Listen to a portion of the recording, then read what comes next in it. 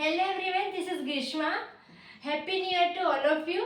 ठीक है, तो आज हम प्रीवियस लेक्चर में हमने पढ़ा था माइटोकॉन्ड्रिया, जो कि नॉन एंडोमेम्ब्रेन सिस्टम का एक पार्ट था। आज हम उसका दूसरा सेल ऑर्गेनेल की रिलेटेड बात करेंगे, दैट इज राइबोसोम्स। तो ठीक है, हम स्टार्ट करते हैं राइबोसोम्स से। राइबोसोम्स, ओके ठीक है। अभी ये पैलेट नाम के साइंटिस्ट ने पहले डिस्कवर किया था राइबोसोम्स को, तो इसीलिए हम इसको पैलेट पार्टिकल भी कहते हैं। पैलेट पार्टिकल, क्योंकि पैलेट नाम के साइंटिस्ट ने इसको पहले डिस्कवर किया था। अब ये प्रोकैरियोट्स एंड यूकैरियोट्स दोनों के अंदर पाया जाता है। फाउंड इन बोथ प्रोकैरियोट्स, ठीक है, प्रोकैरियोट्स एंड यूकैरियोट्स दोनों के ही अंदर पाए जाते हैं। ठीक है, ये राइबोसोम्स। प्रोकैरियोट्स मतलब मालूम है, एक सेल का बना हुआ सिर्फ एक ही सेल होता है, बैक्टीरिया। प्रोकैरियोट्स, माइटोकॉन्ड्रिया भी होता है सेल ऑर्गेनल के अंदर। यूकैरियोट्स मतलब कि मल्टी सेलुलर ऑर्गेनिजम्स। तो ये दोनों के ही अंदर ही राइबोसोम्स सेल ऑर्गेनल पाए जाते हैं। अच्छा, अभी ठीक है, यहाँ पे हम ये राइबोसोम्स को ऑर्गेनल विद इन ऑर्गेनल भी कह सकते हैं। तो it is nothing but organelle within organelle। organelle within organelle मतलब कि ये एनिमल सेल की बात करें तो माइटोकॉन्ड्रिया के अंदर ये ऑर्गेनल होता है। माइटोकॉन्ड्रिया के अंदर ये राइबोसोम्स होते हैं। मैंने बताया था प्रीवियस लेक्चर में, जब मैंने पूरा डिटेल में माइटोकॉन्ड्रिया का स्टडी करवाया था। कौन सा होता है माइटोकॉन्ड्रिया राइबोसोम्स? 70S टाइप का राइबोसोम्स होता है माइटोकॉन्ड्रिया के अंदर। ठीक है, तो माइटोकॉन्ड्रिया क्या है? ऑर्गेनल है, उसके अंदर भी राइबोसोम है, तो हम कह सकते हैं it is organelle with in organelle. ठीक है, अगर हम प्लांट्स की बात करें तो ये प्लास्टिड्स के अंदर भी होता है। प्लास्टिड्स प्लांट के अंदर एक सेल ऑर्गेनल होता है, उसके अंदर भी ये राइबोसोम्स पाए जाते हैं। ठीक है, अभी it is non membrane cell organelle. इसकी बाहरी लेयर में कोई भी कवरिंग नहीं होती है, जैसे कि माइटोकॉन्ड्रिया के अंदर डबल बाउंडेड स्ट्रक्चर होता है, डबल लेयर होती है। ठीक है, हमने एंडोमेम्ब्रेन सिस्टम की बात करें, सिंगल लेयर की बनी होती है, बट यहाँ पे तो कोई लेयर ही नहीं होती, यहाँ पे मेम्ब्रेन एब्सेंट होती है। तो it is non membrane cell organelle.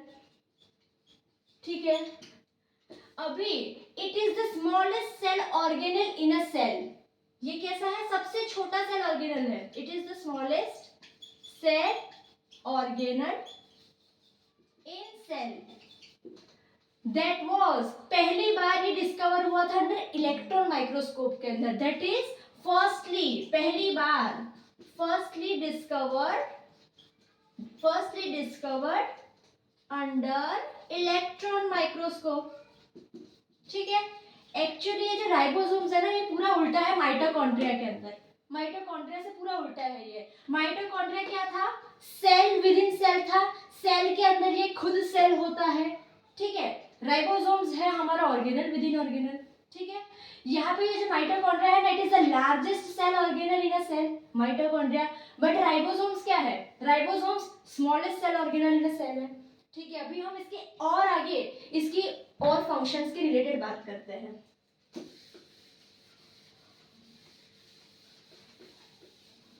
Okay, अभी जो राइबोसोम्स है ना, इसकी हम अकरेंस की बात करते हैं। अकरेंस मतलब ये किस फॉर्म में पाए जाते हैं? ये अकेले पाए जाते हैं, किसी के साथ जुड़े हुए हैं, किस फॉर्म में सेल के अंदर पाए जाते हैं, तो हम कहते हैं अकरेंस। ठीक है, हम अकरेंस की बात करते हैं राइबोसोम्स के अंदर। पहले की बात करते हैं, ये फ्री सेल के अंदर जो साइटोप्लाज्म होता है ना, उसके अंदर फ्री फॉर्म में पाए जाते हैं, तो हम इसको कह सकते हैं फ्री राइबोसोम्स। ऐसे ही पड़े हुए हैं सेल के अंदर, फ्री, किसी के साथ अटैच नहीं है, फ्री राइबोसोम्स सेल के अंदर। ठीक है, दूसरा हम इसको बोल सकते हैं, यहाँ पे एक्चुअली क्या होता है, यहाँ पे ये mRNA होता है। What is this? This is mRNA। ठीक है, 3 टाइप के आरएनए होते हैं ना, स्मॉल rRNA होता है, mRNA होता है, tRNA होता है। तो उसमें से ये जो mRNA है ना, यहाँ पे माइटोकॉन्ड्रिया इसके सरफेस पे इस तरीके से अटैच होते हैं। ये क्या है? राइबोसोम है। अभी मैं इसका आगे स्ट्रक्चर बताऊंगी। ये लार्जेस्ट सब यूनिट होते हैं, और ये स्मॉलर सब यूनिट होती है, आपस में कभी अटैच नहीं होती है। ये कब अटैच होती है वो भी मैं बताऊंगी। ठीक है, तो ये कुछ इस तरीके से राइबोसोम पाए जाते हैं। ये एमआरएनए की स्ट्रैंड है, यहाँ पे इस तरीके से ये राइबोसोम है। What is this? This is ribosome, this is ribosome. तो ये इस फॉर्म में पाए जाते हैं। अब इस फॉर्म में जब राइबोसोम होते हैं हम कहते हैं पॉलीजोम, पॉलीजोम राइबोसोम। अकेले हो गए फ्री राइबोसोम, अगर हम आरएनए से अटैच होगा तो ये पॉलीजोम, बहुत सारे राइबोसोम है ना, तो पॉलीजोम राइबोसोम हो गया। ठीक है, अभी तीसरा, यहाँ पे ये हमारा क्या है, ये एंडोप्लाज्मिक रेटिकुलम है। दिस इज एंडोप्लाज्मिक रेटिकुलम, मैंने पढ़ाया था ये एंडोमेम्ब्रेन सिस्टम का पार्ट है। एंडोप्लाज्मिक रेटिकुलम में राइबोसोम्स अगर अटैच है, ठीक है, इस तरीके से अटैच रहते हैं राइबोसोम्स, इस तरीके से कि इसका जो ये लार्जर सब यूनिट होता है ना राइबोसोम का, वो इसकी सरफेस पे अटैच होते हैं और स्मॉलर सब यूनिट ऊपर की तरफ होती है। ठीक है, तो एंडोप्लाज्मिक रेटिकुलम के सरफेस पे अगर राइबोसोम है तो हम उसको कौन सा टाइप का एंडोप्लाज्मिक रेटिकुलम कहेंगे? Rough endoplasmic reticulum. ठीक है, तो ये रफ एंडोप्लाज्मिक रेटिकुलम में भी अटैच होता है। ठीक है, अब ये जो यहाँ पे जो अटैच होता है ना, वो किसके थ्रू अटैच होता है? प्रोटीन के थ्रू अटैच होता है। उस प्रोटीन का नाम है यहाँ पर राइबोफोरिन, राइबोफोरिन प्रोटीन। ठीक है, ये क्या काम करता है? ये ग्लू के तरह काम करता है। ठीक है, फेविकॉल की तरह काम करता है। ये राइबोसोम को ये जो रफ एंडोप्लाज्मिक रेटिकुलम है ना, उसको यहाँ पे चिपका के रखता है ये राइबोफोरिन प्रोटीन। ठीक है, अभी हम इसके और पॉइंट्स की बात कर लेते हैं। अभी ये जो राइबोसोम है ना, राइबोसोम, ठीक है, राइबोसोम, इसके 2 यूनिट्स होते हैं। ठीक है, इसके 2 यूनिट्स होते हैं। मैंने यहाँ पे बताया था ये लार्जर सब यूनिट होती है, लार्जर सब यूनिट होती है, एंड नीचे वाला स्मॉलर सब यूनिट होता है, छोटा। ठीक है, स्मॉलर सब यूनिट होती है। ठीक है, आपस में कभी कंबाइन नहीं करेंगे। ये कैसे रहेंगे? इस तरीके से रहेंगे, यहाँ पे बीच में थोड़ी सी गैप होगी। ये लार्जर सब यूनिट और ये स्मॉलर सब यूनिट, बीच में गैप रहेगी, आपस में कभी कंबाइन नहीं करेंगे। बट अगर ये क्रिटिकल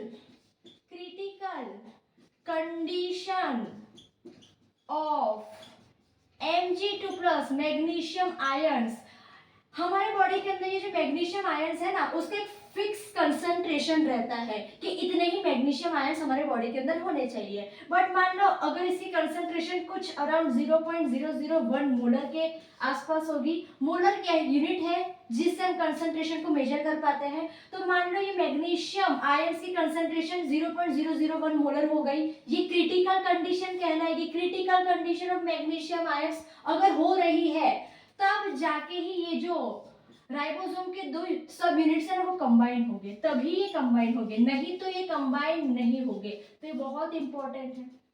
ठीक है, तभी कंबाइन हो गए। अभी हम इसके आगे की पॉइंट्स की बात कर लेंगे। अब ये जो राइबोसोम्स है ना, ये किसकी बनी होती है? राइबोसोम का स्ट्रक्चर आगे भी बताऊंगी डिटेल में, बट ये बनी किसकी होती है? Ribosome is nothing but RNP particle. क्या होते हैं RNP? It is ribo nucleo protein के पार्टिकल्स होते हैं। नाम से ही पता चल रहा है कि ये आरएनए, राइबोन्यूक्लियो मतलब कि आरएनए और प्रोटीन से बने हुए पार्टिकल है। कौन? ये ribosome. It is RNP particle. किससे बने होते हैं ये ribosome? Small RNA and proteins के बने हुए होते हैं ये पार्टिकल। आर, स्मॉल आर का मतलब यहाँ पे इसको हम कह सकते हैं राइबोसोमल आरएनए। ठीक है, प्रोटीन से बने होते हैं, हमने देख लिया। अभी जो राइबोसोम है ना, इसके साइज वेरी करती है, बॉडी में अलग अलग साइज के पाए जाते हैं राइबोसोम। इसकी साइज को हम मेजर करते हैं। It's size of ribosome is measured through Svedberg unit. इसको हम स्मॉल एस से डिनोट करते हैं। क्या होती है स्वेडबर्ग यूनिट? यहाँ पे एक्चुअली सेंट्रीफ्यूगेशन करते हैं मशीन्स के थ्रू। तो यहाँ पे जो राइबोसोम्स का सेंट्रीफ्यूगेशन एकदम घुमावदार जोर से इसको राउंडर स्ट्रक्चर में इसको घुमाते हैं थ्रू मशीन्स, फिर यहाँ पे इसको कांस्टेंट कर दिया जाता है, मतलब कि घुमाना बंद कर दिया जाता है। ठीक है, तो यहाँ पे फिर जो राइबोसोम सबसे नीचे रहेगा वो सबसे भारी कहलाएगा, डेंस कहलाएगा, और जो राइबोसोम ऊपर फ्लोट कर रहा होगा वो लाइटर राइबोसोम कहेंगे। तो हम इस तरीके से इसको साइज को मेजर कर सकते हैं, क्योंकि राइबोसोम मैंने बताया था बहुत ही स्मॉलर ऑर्गेनल है, हम इसको ऐसे ही वेइंग मशीन में डाल के हम इसको वेट या फिर डेंसिटी को मेजर नहीं कर पाएंगे। तो इस स्वेडबर्ग यूनिट इसकी साइज मेजर कर देगा राइबोसोम्स को। तो हम कह सकते हैं what is this Svedberg unit, it is the indirect measurement, indirect measurement किसका, size and density of ribosome. तो इनडायरेक्ट हमने इसका मेजर किया, सेंट्रीफ्यूगेशन करवाया, उसकी फ्लोटिंग पावर को देख के हमने इसके साइज को मेजर कर दिया, तो हम कह सकते हैं ये इनडायरेक्ट मेजर है। डायरेक्ट मेजर किसे कहते हैं, वेइंग मशीन में डाल दो उसका वेट चेक कर लो, ऐसा तो नहीं कि हमने इनडायरेक्ट मेजरमेंट कर दिया। ओके ठीक है, अभी यहाँ पे जो राइबोसोम्स होते हैं ये दो टाइप्स के होते हैं। चलो देखते हैं कौन से इसके दो टाइप होते हैं राइबोसोम के। ये जो राइबोसोम्स होते हैं ये दो टाइप के होते हैं। मैंने बताया था स्टार्टिंग में प्रोकैरियोट्स के अंदर भी मिलते हैं, ठीक है, प्रोकैरियोट्स के अंदर भी मिलते हैं सिंगल सेल, यूकैरियोट्स के अंदर भी मिलते हैं multi cellular cell, eukaryotes. Prokaryotes मैंने प्रीवियस लेक्चर में पढ़ा था माइटोकॉन्ड्रिया, वो एक सेल ऑर्गेनल है, बट उसके अंदर राइबोसोम मिलता है कौन से टाइप का, 70S टाइप का। तो माइटोकॉन्ड्रिया एक प्रोकैरियोट्स का एग्जांपल हो गया। For example mitochondria animal cell की बात करें, हम प्लांट सेल की बात करें तो प्लांट सेल के अंदर प्लास्टिड्स होते हैं। चलो वो लिख देते हैं प्लास्टिड्स, प्लास्टिड्स ये प्रोकैरियोट्स होते हैं। ठीक है, प्रोकैरियोट्स का एक और एग्जांपल होता है बैक्टीरिया। इनके अंदर कौन सा टाइप का यहाँ पे राइबोसोम्स होते हैं, 70S टाइप का राइबोसोम्स होते हैं। और यूकैरियोट्स मतलब कि हम मल्टी सेलुलर ऑर्गेनिजम्स, हमारे अंदर कौन से टाइप का राइबोसोम होता है, 80S टाइप का राइबोसोम होता है। अभी हम पहले इसके स्ट्रक्चर की बात करते हैं। ठीक है, कैसा होता है, मैंने पहले बताया था राइबोसोम, इसका एक लार्जर सब यूनिट होता है और एक स्मॉलर सब यूनिट होता है इस तरीके से। अभी जो 70S होता है ना, इसके अंदर लार्जर सब यूनिट यहाँ पे 50S का होता है और स्मॉलर सब यूनिट यहाँ पे 30S का होता है। ठीक है, अभी यहाँ पे ऐसे मत मेजर करना कि 50 + 30 तो यहाँ पे 80 होता है, तो ये 70 क्यों है, ये इस तरीके से मेजर नहीं होगा, ये सिर्फ नाम है सब यूनिट्स के। ठीक है, मैंने पहले बताया था राइबोसोम प्रोटीन्स और RNA से बनता है। तो यहाँ पे 55 टाइप्स ऑफ प्रोटीन से बने होते हैं। कौन सा वाला राइबोसोम, 70S टाइप का ribosome 55 types of different protein से बने होते हैं। प्रोटीन्स के नाम याद नहीं यहाँ पे करने हैं, सिर्फ यहाँ पे गिनती याद करो, 55 टाइप्स के प्रोटीन्स के बने होते हैं। साथ ही में राइबोसोम स्मॉल RNA से भी बने होते हैं। तो यहाँ पे जो लार्जर सब यूनिट होती है ना 50S, ये दो टाइप के स्मॉल RNA से बनी होती है। एक होता है 23S, S क्या होता है मैंने बताया था स्वेडबर्ग यूनिट। ठीक है, 23S RNA से बना होता है प्लस 5S RNA से बना होता है। कौन, ये लार्जर सब यूनिट 50S। ठीक है, और ये जो 30S है ना, ये हमारा 16S RNA से बना होता है। ठीक है, तो हो गया हमारा राइबोसोम बन गया 70S वाला राइबोसोम। ये प्रोटीन से भी बना होता है और ये RNA से भी बना होता है। ठीक है, अच्छा यूकैरियोट्स की बात करें, यूकैरियोट्स के अंदर ये 80S टाइप का राइबोसोम होता है। इसके अंदर भी सेम ही होता है, ये लार्जर सब यूनिट होता है इसके अंदर भी और ये स्मॉलर सब यूनिट होता है। बट ये हमारा 60S, इसका जो लार्जर सब यूनिट है वो 60S से बना होता है, जो स्मॉलर सब यूनिट है वो 40S से बना होता है। यहाँ पे 55 डिफरेंट टाइप्स ऑफ प्रोटीन से बना था ये 70S वाला राइबोसोम, बट ये जो 80S वाला राइबोसोम है वो 73 टाइप्स ऑफ प्रोटीन से बने हैं। ठीक है, यहाँ पे ये दो टाइप के RNA से बना था, लार्जर सब यूनिट 70S वाला, बट यहाँ पे ये 3 डिफरेंट टाइप्स के RNA से बना है। देखते हैं, यहाँ पे ये 28S rRNA से बना होता है, प्लस 5S rRNA से बना है, प्लस 5.8S rRNA से बना है। कौन? ये लार्जर सब यूनिट 80S वाले राइबोसोम के लार्जर सब यूनिट जो 60S है ना, वो 3 rRNA से बनी होती है, और ये जो स्मॉलर सब यूनिट है 40S वाली, वो 18S rRNA से बना है, 18S rRNA से बना होता है। ठीक है, तो ये हमारा यहाँ पे इसकी बनावट, इसके टाइप्स, और कितने टाइप के rRNA, कितने टाइप के प्रोटीन से ये राइबोसोम अलग अलग टाइप के बने हैं, वो हमने अच्छे से डिटेल में पढ़ाई कर ली। ओके, ठीक है। अभी यहाँ पे ये जो 23S rRNA होता है और 28S rRNA होता है, कौन से दो टाइप के rRNA?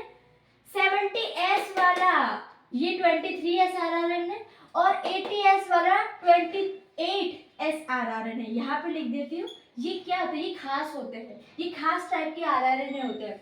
कैसे बताती हूँ, कौन से वाले? 23 and 28S rRNA, इनको हम अलग नाम देते हैं राइबो एंजाइम। इनको हमने अलग नाम दे दिया राइबो एंजाइम। क्यों? अभी बताती हूँ। राइबो एंजाइम नाम से भी ये दोनों rRNA जाने जाते हैं, क्योंकि एंजाइम की तरह काम करते हैं ये दोनों rRNA, एंजाइम की तरह काम करते हैं।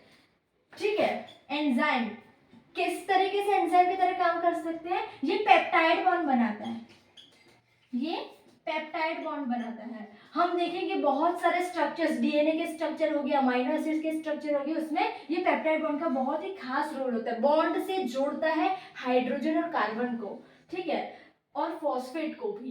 तो ये पेप्टाइड बॉन्ड बनाता है। अभी बॉन्ड बनने के लिए एंजाइम की जरूरत लगेगी, तो ये जो पेप्टाइड बॉन्ड बनती है ना, इसके अंदर ये राइबो एंजाइम का काम होता है, जो कि ये 2 rRNA से बना होता है। ठीक है, अभी इसकी आगे हम बात करते हैं।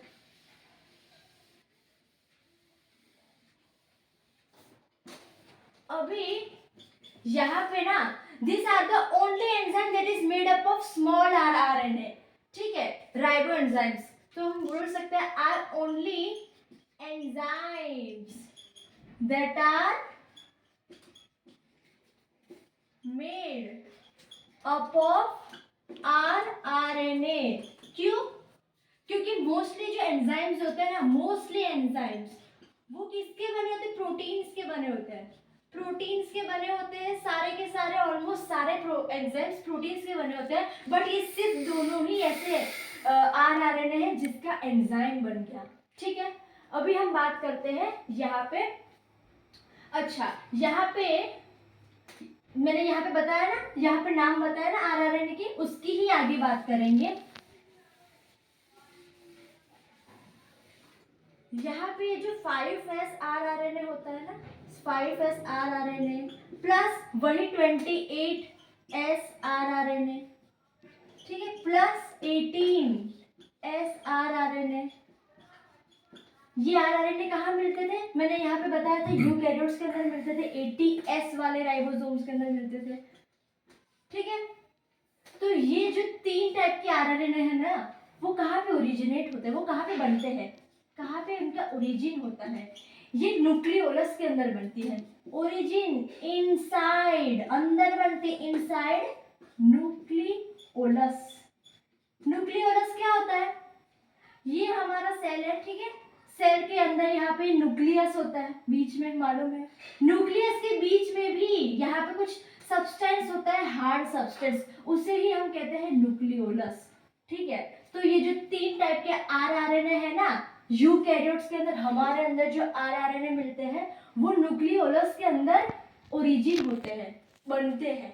ठीक है, अभी मैंने यहाँ पे बताया है, यहाँ पे जो 5.8S rRNA है ना, यूकैरियोट्स के अंदर ही, ये भी हमारे 80S के अंदर ही आता है ना। ये सारे rRNA मैंने यहाँ पे लिखे हैं ना, वो सब हमारे अंदर होते हैं 80S rRNA के अंदर। ठीक है, तो ये पे जो 5.8S rRNA होता है ना, वो एक्स्ट्रा न्यूक्लियोलस होता है, एक्स्ट्रा न्यूक्लियोलस होता है। क्यों? क्योंकि ये न्यूक्लियोलस के बाहर बनता है, और न्यूक्लियोलस के बाहर इसका ओरिजिन होता है। ठीक है। न्यूक्लियस के बाहर यहाँ पे क्या होता है, जैसे कि सेल के ये न्यूक्लियस के बाहर और सेल के अंदर यहाँ पे क्या होता है, साइटोप्लाज्म होता है, हम सबको मालूम है यहाँ पे साइटोप्लाज्म होता है। वैसे ही न्यूक्लियोलस के आसपास और न्यूक्लियस के अंदर जो फ्लूइड होता है ना, उसे हम कहते हैं न्यूक्लियोप्लाज्म। तो हम इन शॉर्ट कह सकते हैं कि ये इकलौता जो आरआरएनए है, 5.8S वाला आरआरएनए है, वो न्यूक्लियोप्लाज्म के अंदर ओरिजिन होता है, अकेला एक ऐसा आरआरएनए होता है, ठीक है। It is origin in nucleoplasm, ना कि न्यूक्लियोलस। न्यूक्लियोलस के बाहर होता है, मतलब कि न्यूक्लियोलस के बाहर तो न्यूक्लियोप्लाज्म ही है, तो वो यहाँ पे ओरिजिन होती है। अभी ये जो राइबोसोम्स होते हैं ना, वो राइबोसोम्स यहाँ पे हम कह सकते हैं ribosomes are also known as protein factory of the cell. ये प्रोटीन का फॉर्मेशन करती है। राइबोसोम का काम ही क्या है, प्रोटीन को सिंथेसाइज करना, मतलब कि प्रोटीन को फॉर्मेशन करना। तो it is also known as protein factory of cell या फिर इंजन ऑफ सेल। यहाँ पे सेल की ज्यादातर चीजें मैं आगे पढ़ाऊंगी नेक्स्ट लेक्चर में। साइटोस्केलेटन मतलब कि सेल का स्केलेटन, जो सेल का स्केलेटन होता है, जितने भी एंजाइम्स होते हैं, जितने भी यहाँ पे फाइबर्स होते हैं, इवन साइटोप्लाज्म के अंदर जितनी भी चीजें होती है वो मोस्टली यहाँ पे प्रोटीन्स की ही बनी होती है। तो हम कह सकते हैं it is the engine of the cell. क्यों, राइबोसोम प्रोटीन्स को बनाता है और प्रोटीन के बिना सेल अधूरा है, सेल ना के बराबर है। तो हम कह सकते हैं इन शॉर्ट ये इंजन का काम करती है। तो it is also known as engine of the cell. बस यही टॉपिक था राइबोसोम्स। मैंने यहाँ पे बहुत सारे पॉइंट्स कवर करवाए हैं। राइबोसोम्स, नॉट ओनली राइबोसोम्स, मैंने अभी तक जितने भी सेल ऑर्गेनल्स पढ़ा है सबके अंदर मैंने बहुत ही ज्यादा एक्स्ट्रा डिटेल में जाके पॉइंट्स कवर करवाए हैं, ठीक है। जरूरी नहीं है एग्जाम के अंदर आप ये सारे पॉइंट्स लिखने बैठो। मैंने यहाँ पे डिटेल में एक एक पॉइंट की स्टडी करवाई है। आपको जितने भी पॉइंट्स यहाँ पे याद आए ना, उतने ही यहाँ पे आपको नोट डाउन करने हैं, ठीक है। ये बाकी आप चाहे तो डिटेल में भी पढ़ सकते हैं। ओके, ठीक है। इसी के साथ यहाँ पे हमारा राइबोसोम्स खत्म होता है। नेक्स्ट लेक्चर में हम हमारा 2 और यहाँ पे सेल ऑर्गेनल बाकी वो कंप्लीट करवा देंगे, मतलब कि नेक्स्ट लेक्चर में हमारा पूरा सेल ऑर्गेनल पार्ट फिनिश हो जाएगा, ठीक है। Okay, thank you. अगर आपको ये वीडियो पसंद आई है तब सब्सक्राइब कर सकते हैं। Thank you.